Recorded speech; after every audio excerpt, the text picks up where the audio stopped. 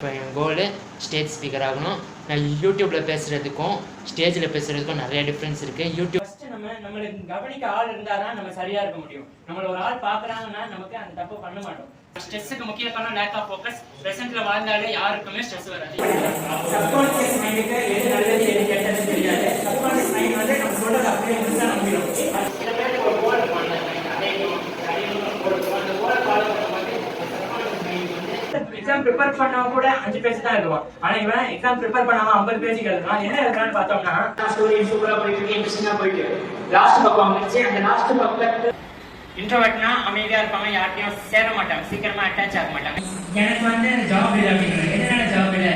Education இல்லை. எதனால education இல்லை? அரியர் இருக்கு அப்படின்னா என்ன பண்ணோம்னா எப்பவுமே முடியாது. நம்ம இன்னைக்கு, அதாவது நாளைக்கு நினைச்சா கூட முடியாது, இன்னைக்கு இப்போ நினைச்சா மட்டும்தான் நம்ம செய்யற சரியா செய்ய முடியும். இந்த சான்ஸ் எனக்கு தந்த அனைவருக்கும் நன்றி.